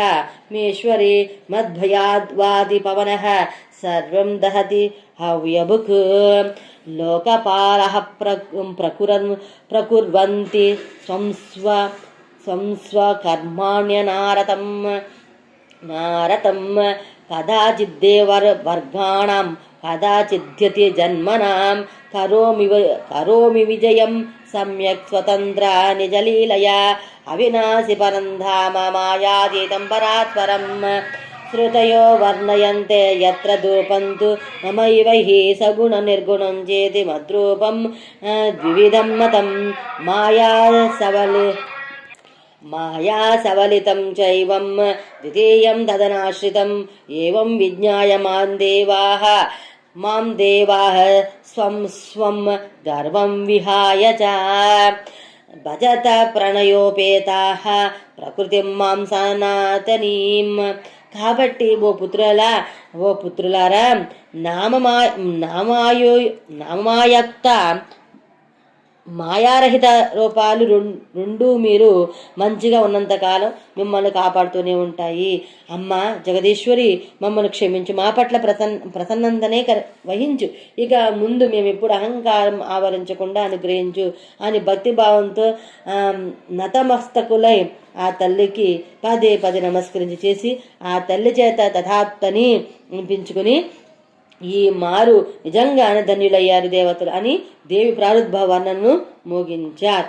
సూతమునింద్రుడు దుర్గామాసుర వధ, దుర్గా శతాక్షి, శాకంబరి, భ్రామ్రియాది నామాల సంతిక్ష వివరణైతే విందాం.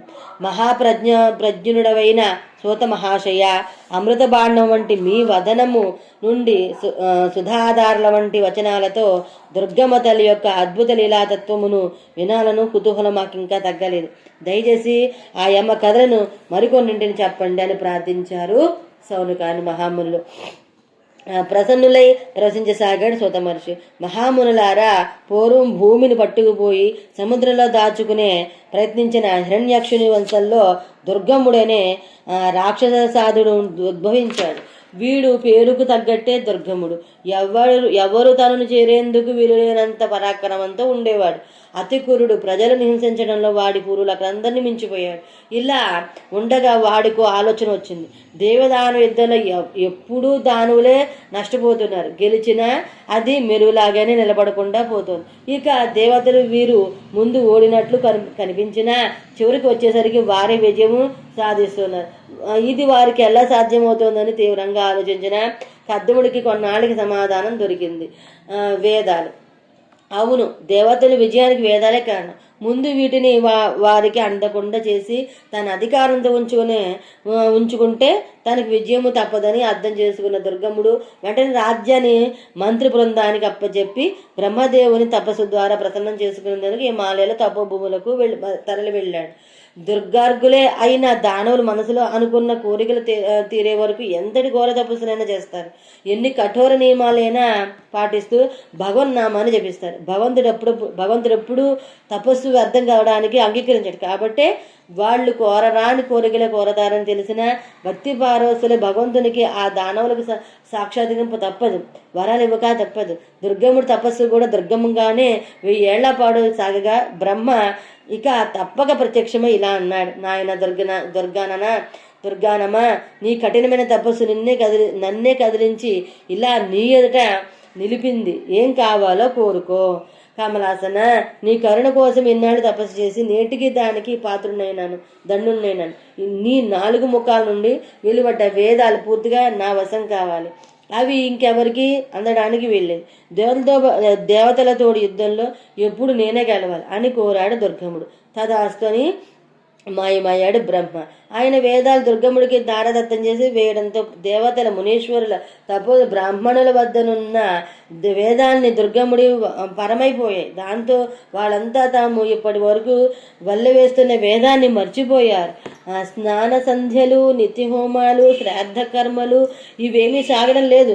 నిత్య నైమిత్తిక క్రియలు ఏమీ జరగడం లేదు. యజ్ఞ యాగాదులు ఆగిపోవడంతో దేవతకు అందించాల్సిన హవిర్గర్భాలనందనం లేదు. వర్షాకాలధారణమైన యాగాలు సాగకపోవడంతో వర్షాలు పడడం లేదు. వర్షాలు పడకపోవడంతో పంటలు పండలేదు. కరువు కాటకాలతో ప్రజలు అల్లాడిపోతూ ఉన్నారు. మొత్తం ప్రపంచంలో ఆనంద సాగరంలో తలమునగలుగా మునిగి తేలుతూ ఉన్నవారు దుర్గం ఒకటే. వాడు ఈ కరవంతా తన ప్రతాపమేనని సంతోషంతో కేంద్ర కొట్టాడు. ఇక అసలు ప్రతాపాన్ని చూపించి దేవతను ఓడించే సమయము ఆసనమంది నిర్ణయించి వెంటనే స్వర్గంపైకి దండెత్తాడు. అసలే యజ్ఞ యాగాదులు లేక, ఆవిర్భాగాలు లేక బకచిక్కైన దేవతలు పాల్పడడం తప్ప మరొక మార్గము లేకపోయింది. వారంతా ప్రాణాలను రచతలు పెట్టుకుని చెట్టుకొకరు పుట్టకొకరు పారిపోయారు ద్రవ్యంతో సహా. భూలోకంలో నూతులు, చెవులు, నదీ జలాలన్నీ ఎండిపోయాయి. తడి అన్నది ఎక్కడా కనిపించలేదు. ఎక్కడ చూసిన ఆకలి, చావలు. ఈ కరువు బాధను తట్టుకోలేక వేదవిధులైన బ్రాహ్మణులందరూ జగన్మాతను శరణు వేయడానికి హిమాలయాలకు బయలుదేరగా ఋషీశ్వరులు వారిని అనుసరించారు. అక్కడ చేరి అందరూ కలిసి దేవదేవుని పలు విధాలుగా స్తుతించారు, ప్రార్థన చేశారు. అంబిక సర్వాంతర్యామి, నీ ప్రేరణ వల్ల ప్రాణకోటి జీవిస్తుంది. నీవు కొద్దిసేపు ఈ జీవులను పట్టించుకోకున్నా ఈ ప్రాణులంతా చైతన్య విహీనులైపోతారు. మా తప్పులన్నీ పాపాలను క్షమించి వెంటనే మేమీ ఆపదల్ని గట్టెక్కే మార్గాన్ని సూచించు అంటూ కరువు బాధలన్నీ ఆకరువు పెట్టి మరలా ఇలా వేడుకున్నారు బ్రాహ్మణోత్తములు. అమ్మ ఆదిపరాశక్తి, నీ అనుగ్రహాన్ని తప్ప ఆగ్రహాన్ని మాత్రం భరించలేము. పామరమైన మాపై పగబోనకు దేవి. నీవు కాక ఈ క్లిష్ట సమయాల్లో మమ్మల్ని ఆదుకునే వారెవరు లేరు. వేదాంత విద్య భువనేశ్వరి కరుణించు, కటాక్షించు. వారి బాధను చూసి జాలిబడి కారుణ్యమూర్తిగా వారి ముందు ప్రత్యక్షమైన కృపాసింధువైన జగన్మాత కోటి సూర్యబింబాలను ఒక్కసారిగా ఉదయించినట్లయింది. ఆమె శరీరకాంతి కలువరేకుల్లో ఉన్న ఆమె కనుల నుండి దయా, జాలి వర్షించసాగి. ఆ సర్వేశ్వరి దర్శనం కాగానే అందరూ తమ రక్షకులకి సాష్టాంగ నమస్కారం చేశారు. వెంటనే జగన్మాత కాలం నుండి ఆగకుండా సహస్రధారల వర్షం కురియడం ప్రారంభమైంది. ఈ విధంగా ఎడతెరిపి లేకుండా 9 రోజుల పాటు వర్షం ధారలకే కురుస్తూనే ఉంది. ఆ వర్షంతో నేల తల్లి పులకరించి అప్పటి వరకు బీటలు వారిన నేలంతా వర్షానికి మళ్ళీ కలిసిపోయింది. నదులు, సముద్రాలు నిండాయి. కోన పచ్చదనంతో ముసిముసిగా నవ్వుకుంటూ ఉన్నాయి. ప్రకృతిలో సర్వప్రాణులు తృప్తిని వ్యక్తపరుస్తూ ఉన్నాయి. జగన్మాత కరుణావర్షంతో తడిసి ముద్దైన నేలంతా సస్యశ్యాములు అంతకు పూర్వంలా సర్వశోభితమై ప్రకాశిస్తుంది. సర్వప్రాణులు హర్షాతిరేకాన్ని వ్యక్తం చేస్తున్నాయి. ఆ సమయంలో వాటి వంక సంతృప్తిగా చూసిందా తల్లి. తినేందుకు కూడా ఏమీ లేకుండా అలాంటి విశ్రించిపోతున్నాయి. ఆ మానవేతర ప్రాణుల కన్నుల్లో విషాదం తొలగి వేడుక కనిపించింది. కానీ ముఖాలు ఆకలి, నీరసం అలాగే ఉన్నాయి. మనను కన్న తల్లికి తెలియదా మనకేం కావాలో? అలాగే వెంటనే వారందరికీ వివిధ రకాల శాఖల్ని, పండ్లను పంచిపెట్టి వారి క్షుధార్తిని కూడా తీర్చి ఆయా శాఖలను ఎక్కడ నాటిన పండ్ల గింజలు ఎక్కడ పాతిన గొప్ప వృక్ష సంపద పెరిగేటట్లు వరము కూడా ఇచ్చింది. అప్పుడు ఆమె శాకంబరీ దేవినే నూతనామంతో స్తోత్రాలు చేశారు. ఆమెకు ఆ రోజు నుండి ఆ నామం కూడా రూఢియే స్థిరపడింది.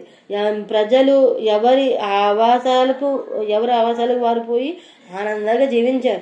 ఇదంతా విన్నాడు దుర్గముడు. ముందుగా ఆ శక్తియుక్తులకు స్త్రీ ఎవరో కనుక్కున్నామని మంత్రులను పంపించాడు. ఈ సంఘటన వెనుక దేవతల కుట్ర ఉందని భావించి వెంటనే యుద్ధ ప్రయత్నాలు మొదలుపెట్టారు. మంత్రులు మరలి వచ్చి ఆ సిద్ధ స్వరూపుని వివరాలను తెలియగానే పెద్ద రక్కసి మోకలతో శక్తిత సైన్యంతో ఆమె పైకి దండెత్తారు. ఎన్ని వందల మంది రాక్షసులైనా దేవి సెగపువ్వునైనా కదల్చలేక ఆమె ప్రతాపాన్ని జ్వాలలో పడి బూడిదైపోయారు. ఇలా ఆయన ఆ సైన్యము చాలా పెద్దగా ఉండడంతో పరమేశ్వరి తన శరీరుండి తనంత వారైన శక్తి స్వరూపులను సృష్టి చేసింది. వారే కాళిక, తారిణి, బాల, త్రిపుర, భైరవి, రమ, భగడ, మాతంగి, త్రిపుర సుందరి, కామాక్షి, తొలజ, సంగిని, మోహిని, చిన్మస్త, గుహ్యకాళి, అయుత, బాహుక అనే మహాశక్తులు. వీరంతా శక్తి మాతతో కలిసి రాక్షస సమూహలపై శైర విహారం చేయడంతో దుర్గముడి అనాయులైన 100,000 మంది రాక్షసులు మట్టి కలిసిపోయారు. శక్తులని మళ్ళీ వారిలో కలిసిపోయి దుర్గముడు అక్కడే మిగిలాడు. ఇది దేవతలతో యుద్ధం కాకపోవడంతో బ్రహ్మ వరము పనిచేయదు. తానే స్వయంగా దేవితో యుద్ధం చేయడానికి వచ్చిన వాడు తల్లి తనను చూసి ముఖాన్ని భయంకరంగా మార్చి ఒక్క ఉరుమునట్లు గర్జించడంతో ఆదుటికి రథం మీద నుండి నేలపైకి పడిపోయాడు. అయినా నిలదొక్కుని దేవి బ్రహ్మాండమైన శస్త్రాలను బాణపరంగా ప్రయోగించాడు. అవన్నీ అమ్మకి తగిలి ముక్కలైపోయాయి. అప్పుడు జగన్మాత వాడి అయిన బాణాలను సంధించి గుర్రాలను కూల్చి వేసి శారదని మొట్టుపెట్టి చివరగా వాడిపైకి ఒకసారి 10 మంత్రపూరితమైన వాడి బాణాలను వేయడంతో దుర్గమ్ముడు నెత్తురుగా గొంతు వచ్చి అమ్మ పాదలపై పడి మరణించాడు. అమ్మకి వాడిపై జాలి గడంతో వాని శరీరంలోంచి ఒక చైతన్య జ్యోతి వచ్చి పరమేశ్వరులో ఐక్యమైంది. ఈ రకంగా దుర్గమ్ముని సంహరించిన పరమేశ్వరికి ఆనాటి నుండి దుర్గాదేవిను పేరు వచ్చి స్థిరపడిపోయింది. దుర్గమ్ముడు పడిపోయాడని తెలియగానే వాని వల్ల బాధలు పడేవారంతా ముఖ్యంగా బ్రాహ్మణులు, మునీశ్వరులు వచ్చి కృతజ్ఞతాపూర్వకంగా ఆమెను స్తుతించారు. అప్పుడు ఆమె వారిని ప్రేమగా చూస్తూ తానే స్వయంగా తన 32 నామాలను వారికి స్తోత్ర రూపంలో ఉపదేశించింది. దాన్నే మనము దుర్గా స్తవం అంటాం. దుర్గార్తి సమని, దుర్గా పద్వి నివారిణి, దుర్గా మచ్చేదిని, దుర్గ సౌదిని, దుర్గనాశిని, దుర్గోదారిణి, దుర్గ నిహంత్రి, దుర్గమాపహ, దుర్గమాధ్యాపద, దుర్గ దైత్యలోకదావానల, దుర్గమా లోకదుర్గమాత్రస్వరూపిణి, దుర్గమా మార్గ ప్రధా, దుర్గమా విద్య, దుర్గమాశ్రిత, దుర్గమార్గ ప్రధా, దుర్గమ విద్య, దుర్గమాశ్రిత, దుర్గమధ్యాన సంస్థాన, దుర్గమాధ్యాస భాసిని, దుర్గమోహ, దుర్గమార్ధస్వరూపిణి, దుర్గమాసుర సంహాత్రి, దుర్గమాయుధారిణి, దుర్గభీమ, దుర్గభామ, దుర్గధారిణి, నామావళిం బింబం యస్తు దుర్గయా మమ మావవః పటేస్తరో భయాన్ముక్తో భవిష్యతి సంశయ. దుర్గమాసు నుండి వేదాన్ని గ్రహించి మరలా బ్రహ్మకు ప్రసాదించింది దేవి. యుద్ధ సందర్భంలో జగన్మాత దానవ సైన్యాన్ని కలే చూడటానికి 100 కన్నులను సృష్టించుకుంది. ఈ కారణం వల్ల ఆమెకు శతాక్షి అని పేరు వచ్చింది. జనులకు కరువు నుండి కాపాడడానికి రకరకాల శాఖలను కూడా సృష్టించడం వల్ల శాకంభరి అనే పేరుతో కూడా ఆమె నిలిచింది. అనంతరకాలం రాక్షస సంహారం చేసి నందుని పత్ని యశోదా గర్భాన్ని జనించింది. కాబట్టి ఆమెకు నందచ అనే నామం కూడా ఏర్పడింది. అరుణ అనే రాక్షసుడు 6 పాదాల ప్రాణి చేతుల్లో మాత్రమే మరణాన్ని కోరుకున్నాడు. జగజ్జనని అప్పుడు 9 రూపాన్ని ధరించింది. నాటి నుండి అరుణాసుర సంహారిణి అయిన మహాదేవికి బ్రాహ్మరి అని ప్రసిద్ధి కలిగింది. భీమ రూపంతో అసురును అడలగొట్టి చంపివేసిన ఒకానొక సందర్భంలో జగద్రక్షకి భీమాదేవి అని పేరు వచ్చింది. అన్ని వేదాల అన్ని ఆపదల నుండి జగత్తులోని జనులందరినీ కాపాడుతూ ఆదిపరాశక్తి దుర్గాదేవి నేటికి పూజలు అందుకుంటున్నది అని అమ్మ మహాత్మ్యాన్ని వివరించాడు శృతమహర్షి. తరువాత తిథి వార నక్షత్రాల ప్రకారము ఈ నెలలో ఏ పూజలు వ్రతాలను గావించి పరాశక్తి నన్ను ప్రసన్నాలు చేసుకోవాలో కూడా ఉపదేశించి ఉమాసమత యొక్క మహిమను కూడా ఈ విధంగా వివరించాడా ముని వంద్య శిరోమణి. ఈ సమేత పరమ పుణ్యమయ్యి శివభక్తిని వృద్ధి చేసి మనసుని ఉమాసమేశ్వరునికి దగ్గర చేస్తుంది. ఇందులో నానా ప్రకార ఉపాఖ్యానాలు ఉన్నాయి. అవన్నీ పుణ్యమయ్యాలి. ఈ కళ్యాణమయ సమిత భోగాన్ని మోక్షాన్ని కూడా ప్రసాదిస్తుంది. దీనిని భక్తి భావంతో విన్న, ఏకాక చిత్తంతో చెప్పిన, అలాగే చదివించిన ఆ వ్యక్తికి పరమ గతి ప్రాప్తిస్తుంది. ఎవరింట్లోనైతే దీన్ని సుందరాక్షరాలతో లిఖించి భోక్తంగా తయారు చేసి పూజిస్తూ పర్వదినాలు పాలన చేస్తారో ఆ ఇంట్లో అందరి అభిష్టాలు నెరవేరుతాయి. భూత ప్రేతాది పీడ ఉండదు. వారందరికి పుత్రులు, పౌత్రులు, సంపదలు అభివృద్ధి చెందుతాయి. శివభక్తులైన వారు ఎల్లప్పుడూ ఈ పరమ పుణ్యమయ రమణీయమైన ఉమాసమేతను చెప్తూ వింటూ ఉండాలి. వానికి శివలోక ప్రాప్తి తప్పనిసరి. ఈ విధంగా మనము ఉమా సంహిత సంపూర్ణంగా చెప్పుకున్నాం. తర్వాత కైలాస సంహిత గురించి అయితే విందాము. అంతవరకు స్వస్తి. ఆ భగవాన్ యొక్క అనుగ్రహం మనందరిపైన ఉండాలని కోరుకుంటూ ఉన్నాను. సర్వేజన సుఖినో భవంతు, సమస్త మంగళాని భవంతు. స్వస్తి. హర హర మహాదేవ శంభో శంకర.